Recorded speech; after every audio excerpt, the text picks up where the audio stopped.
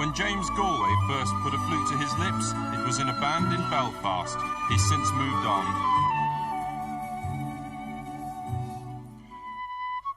Jackie Coulter has stayed in town, playing in the Shankill flute bands he's grown up with.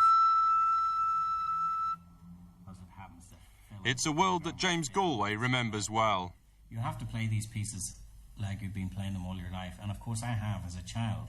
When I grew up in Belfast, we used to play all sorts of things on the flute. I used to play in a flute band, and we used to play Beethoven's Fifth Symphony for 33 flutes and drums and triangle. Well, I got very used to playing things on the flute, and as a matter of fact, when I heard for the first time the Jupiter Symphony played by an orchestra, I thought, there's no way Mozart should have definitely wrote this piece for 33 flutes. Jackie, what do you think of James Galway? Well, for a man that came from Belfast and the same kind of a background as I did, and to go on to be the world's greatest fluter, I think it's magnificent. Well, what does the flute music mean to you? Well, it's been my blood ever since I was young, you know. It's hard, it's only bondsmen can understand what I'm talking about. You get that wee flutter in the heart and you pick a bond and you go into that bond, and once you get there, it's unbelievable, it's great. What's it like when you're out on the march? It's competition, that's all it is. It's all competition, especially Blood and Thunder bands.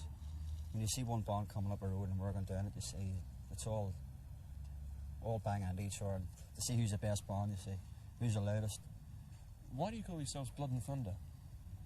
Well, noise. Noise, that's what it is. Noise and aggression.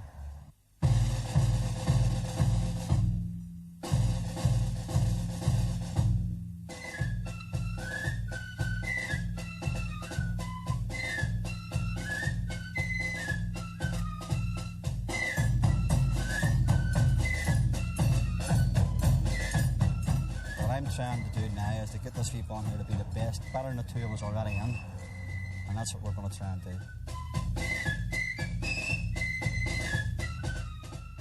Little parades at the workshop in the 12th. That's the big one. Every kid's dream is to walk down to the Belfast Walk, and again you see all the happy smiling faces and the things that you get up. That's brilliant. It's just real good, you know.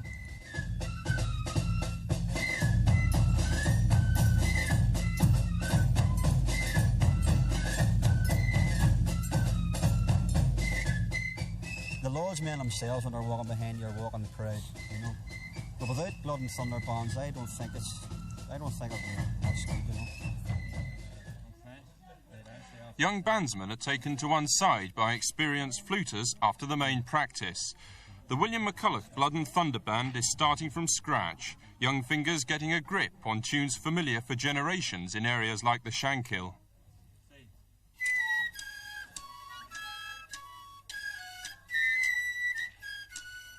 It was a natural thing to do. The working class streets of North Belfast in those days were full of fluters. The Reed Jack fluters alone could have formed 3 bands for every single band that was actually on the road. I mean, I sat in school beside a guy called Flack, whose father was a famous flute tutor. Indeed, I think he taught James Galway in his time. And I was only 10, 11 and 12, and I could have spelt Tchaikovsky when I was 10 years of age, because John Flack, the guy beside me, was a fluter. Fluters were everywhere. I think that the kids were drawn to the flute band originally as a means of passing the time. There was a certain amount of status with it too if you were chosen to march on the street with the full uniform and everything else. This was worth going for as well. But it was originally a way to pass the time.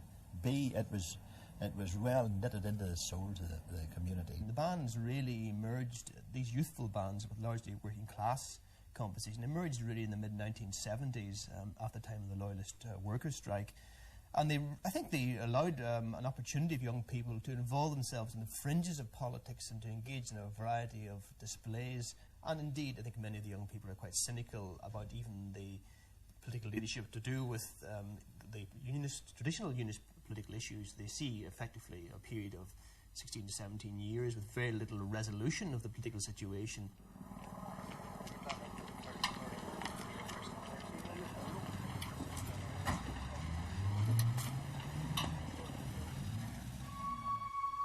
Further down the Shankill, the bandsmen arrive for practice night with an established flute band.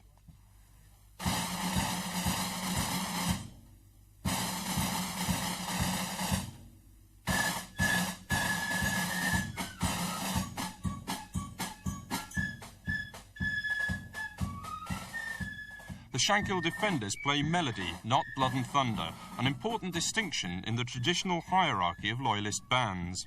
These melody bandsmen are concerned with the overall sound, not just the volume of it, and they can afford to be choosy about admitting new members. To join this band here, there was a waiting list. I have a name down for a lot of ones, and the other band I was in broke up, so I got the chance. Is it primarily the music that's the attraction? It's the crack with all the boys and the bands out. We have different things, football matches, dart matches. It's just good fun, like, you know.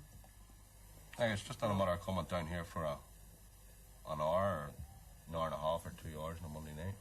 There's an awful lot of work taken in the running and organising the band.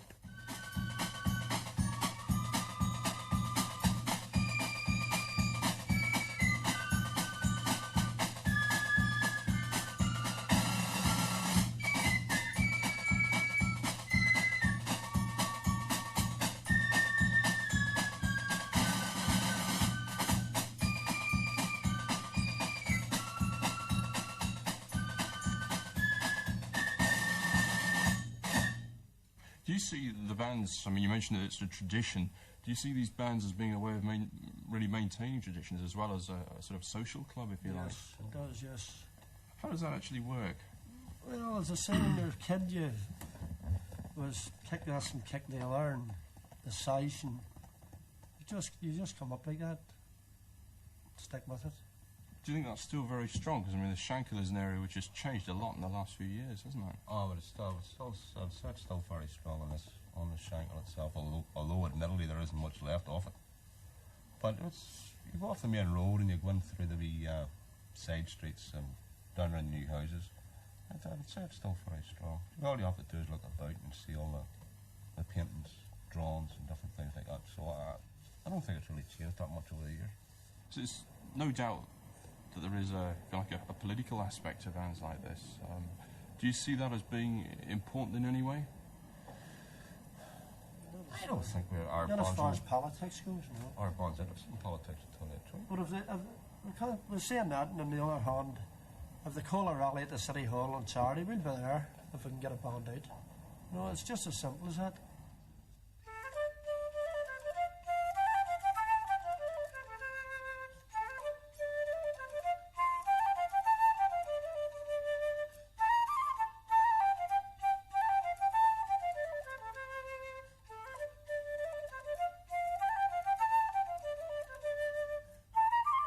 Laurie Johnson used to be a Shankill fluter. Now, like James Galway, he's a professional flautist, at home with modern, classical and traditional music and based in England. But his roots are in the melody and blood and thunder traditions of the Shankill. When you take sort of flute bands or accordion bands or whatever, a bit beyond the sort of blood and thunder level, you're basically talking about a working man's orchestra. That's where they learn all about the classical symphonies and the great overtures, and it would surprise you the amount of people that you would meet in Belfast who could whistle you complete overtures, marches, symphonies, what have you. Well, you mentioned the blood and thunder bands. What view would you take of them? Probably pretty much a mixed view. I suppose in some instances the present troubles would be responsible for the emergence of some of them, but not always. I mean, it's also a social thing in the sense that it gets people together. Get a guy out of the house maybe a couple of nights a week and away from the wife and kids, and if there's a wee trip somewhere the weekend, it's a day out. Not exactly my cup of tea, but having said that, a lot of my friends play in this sort of band, and they're decent enough fellas. But today the Shankill's a changed place, bulldozed, redesigned, redeveloped. It's lost much of its population but remains staunchly loyalist. The murals are still defiant, but life no longer offers young people Protestant privilege the way it once did. This is a generation, whose birth coincided with the Troubles. It's a generation who's now living through a period of mass unemployment. The jobs that in the past were there for young Protestants, skilled jobs, are no longer there.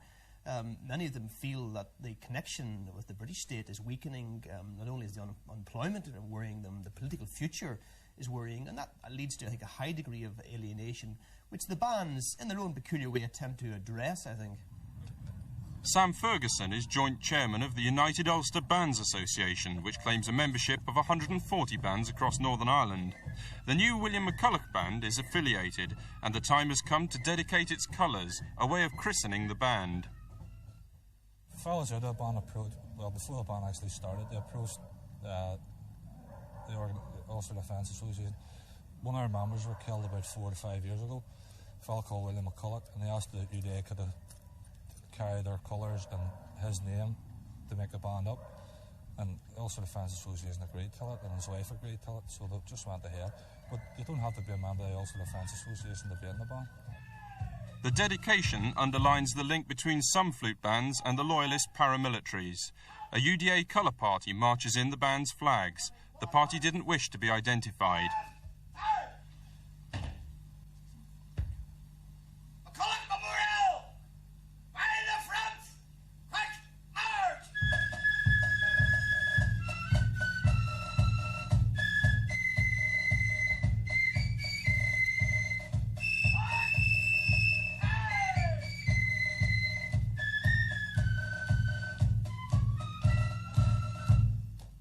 Once the new colour party of bandsmen has assembled, William McCullough's widow presents the new band with the colours, 4 UDA flags.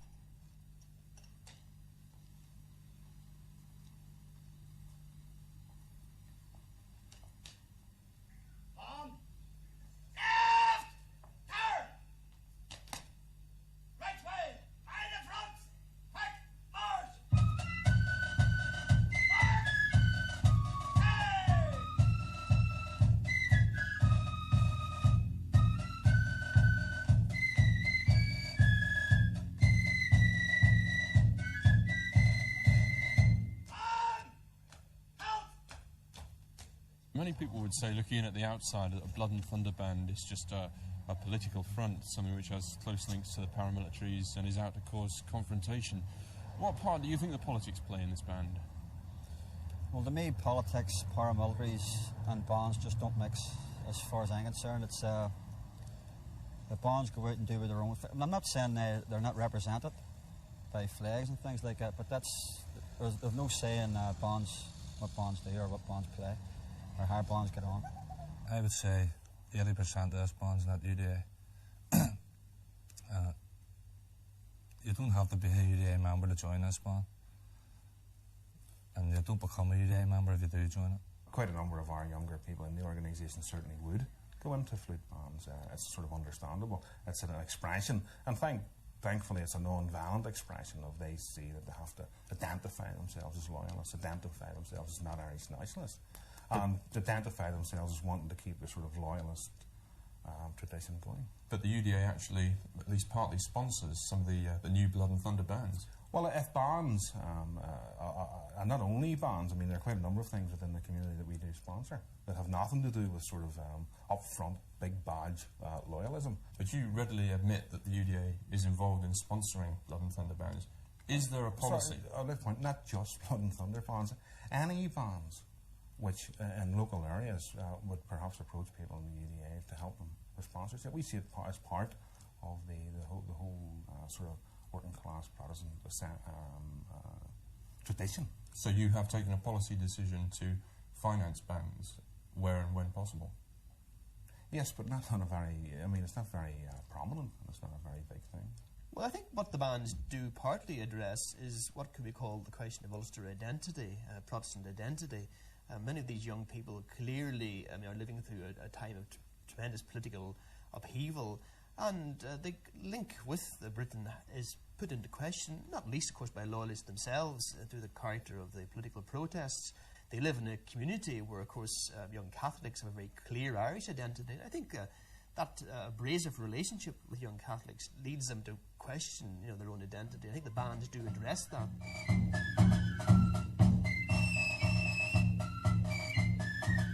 Ulster identity is particularly important for some of the audience at the dedication, some of whom live just a few yards from a peace line in West Belfast. The Spring Martin estate is full of families rehoused after the Shankill was redeveloped. Now, on the edge of the city, they still look at the Shankill as their heartland, and they also look at a 20-foot wall, built to separate them from the Catholic neighbours they've never met.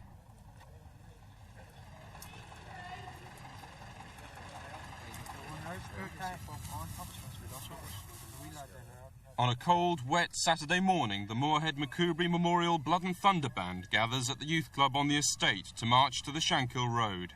It's the first band competition of the season. Some of them say it's a kick a poop band, but it's not just an ordinary, it's an unpolitical band. And we play all sorts of tunes like any other band plays them. So would you class yourself as being a melody or a Blood and Thunder band? Well, I'd say we were both melody and Blood and Thunder, like, but mostly Blood and Thunder. My point of view, I think people go out to watch the bands. Some people go out to watch the Orange Band, like, but I think, for instance, the 12th day, if there was no bands, I don't think you'd get the crowds down to watch them. I think the bands are alright where they are. They just don't go out to start trouble, like, it's just it breaks out, like, there's nothing else you can do. Only join in. Just before the band moves off, the police and army escort moves in. In recent years, they've become the essential outriders for any parade along the peace line. Is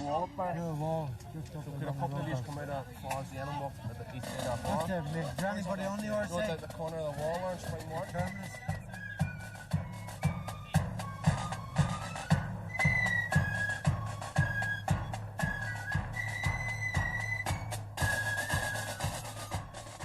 We are defensive people. Our politics, our whole way of living has been defensive for a very long time. And parades and through the Orange Order, the Apprentice Boys, flute bands, all sorts of bands, we're marking out the territory every year that this is still part of Northern Ireland, that this hasn't been lost to Irish nationalism. When the band reaches the Shankill Road, they're on home territory, beating down the high street of loyalism. Robert McCartney, a leading unionist politician, was born into the heart of the area. He too sees flute bands as an embattled reaction by loyalists. I think it is an expression, an increasing expression of frustration, of the inability through other means, either politically or constitutionally, to express themselves. And in a way, it's marking out the political as well as the physical territory and saying, here we are, these are the badges with which we wish to identify ourselves, and, you know, if you obstruct us, then we are together. They're not quite certain what they wish to do together or what their objective is, but they're at least letting people know that there are substantial numbers who are together. At the competition, the organisers expected 50 bands, but with the Grand National and Rangers playing Celtic, only 4 have turned up.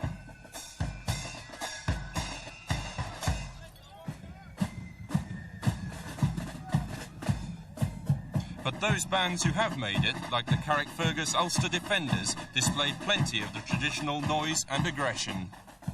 It's worthwhile saying that the majority of these parades occur perfectly peacefully. Perhaps over 2,000 of them in any one season, and the majority of these parades occur within loyalist areas where the young people are really speaking to themselves in the first instance, and their display, vociferous as it may be, is largely to their own supporters rather than to groups outside. Indeed, when they are displaying this way, much of the expression of this hostility is attempting to secure unity and compliance amongst the Protestant population rather than directed, I think, primarily against their Catholic neighbours. Catholic neighbours would disagree. Will Glendinning has experiences of both sides of the community in West Belfast as a councillor. It's very often not the big occasions which really threaten them. It is the small band parades where 1 or 2 local bands are marching, where followers get hyped up by the band and by the activities, and either at the time of the parade or afterwards, when they have probably had several drinks as well, stone throwing, etc. occurs, and problems occur across the sectarian divide. The bands use the main routes into the city on parades, and albeit that on some of those main routes there is now, as you describe it, a Roman Catholic community.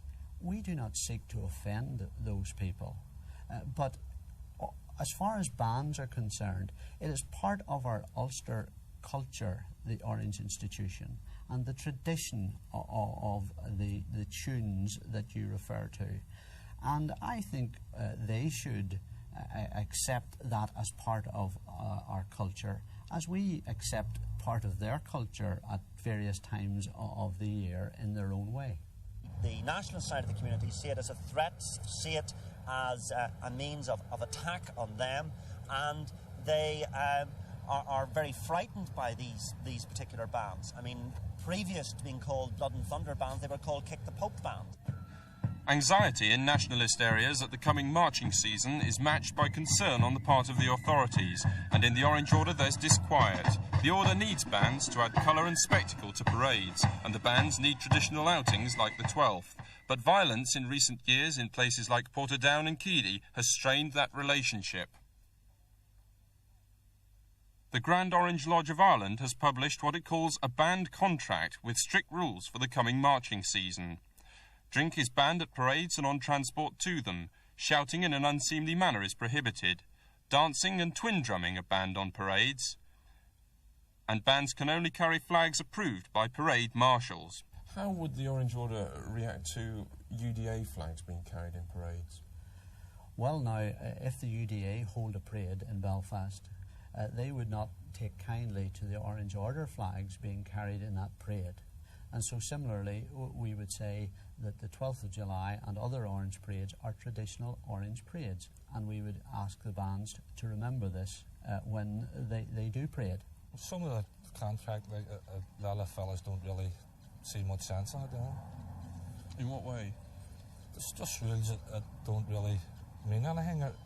The fellas who's out in parade they're not really breaking any laws by playing double drumming and things like that. Do you not accept that perhaps the Orange Order could be putting these Blood and Thunder bands in an invidious position, in the sense you're asking them to, or inviting them to take part in parades, these loud, very exuberant bands, and then saying, hold it, you know, let's be dignified.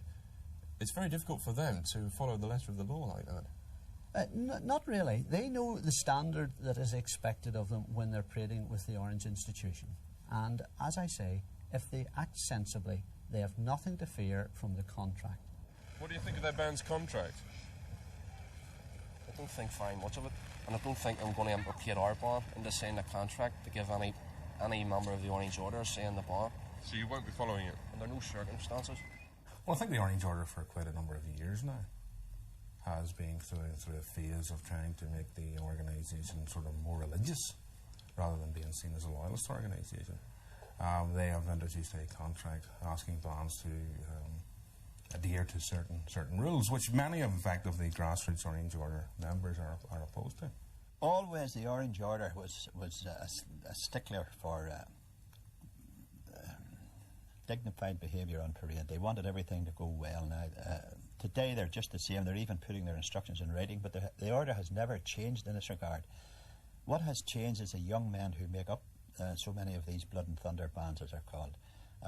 The days whenever they had respect for organisations like the Orange Order are over. They have seen, whether they think about it coherently or not, but they have seen from the workers' strike of '74 and the less successful one after that and various other occasions, that when the chips are down, the UDA will take over the Orange Hall.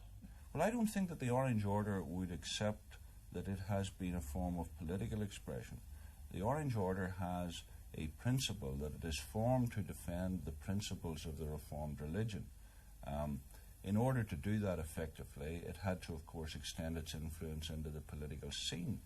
But its primary purpose was a religious one, and it has always been a conservative organisation, and despite myths to the contrary, it has always been a very stabilising and law-abiding institution. And I think it has also been put to the test, because impossible requirements are being made of the Orange Order, as I believe impossible requirements are being made of the RUC. Last year there were 2,000 parades. 90% involved Protestant bands, and most of them passed off peacefully. But this year, any troublemakers face both the Orange Contract and the new public order laws. Bands must give earlier warning of parades, and ultimately they could be forced to register themselves. They'll be under public scrutiny as never before. This year, probably the Public Order Act, the new Public Order Act, will be the tactic identified and to focus opposition to the Anglo-Irish agreement on. I think that with the frustration, the anger, the total opposition among the Unionists and the Loyalist community to the agreement, it's quite likely, and I want to make it plain that I'm not advocating this, but I believe that it's quite likely that this anger and frustration will vent itself through confrontation over the Public Order Act. But here's the Orange Order saying, surely the time has come now to keep our parades as dignified as we can, to tone things down, to avoid confrontation. And you turning around and saying, you don't agree with that? No, I didn't say, and I certainly don't support the idea of using bands or the Orange Order for confrontation. I think I have said that, particularly a lot of the bands I know, they want discipline, they want rules, they want order, and they want to cooperate with the Orange Order. As far as the coming marching season is concerned, the bands know exactly the requirements as far as we are concerned. We are going to head to organise our traditional marches throughout the season. And I firmly believe that with good sense on all sides, we will be able to continue through our marching season without problems. This is why more bands are starting up. You see, kids are sort of rebelling against it, you know. And the more bands that start, the more awkward it's going to be for the rerouting of the parades, you know. It's going to cause a bit of aggro, I suppose. But hopefully, like, everything will sort itself out and they'll let the bands go on and do their work. There's no harm in coming to anything if I let them just do it in peace.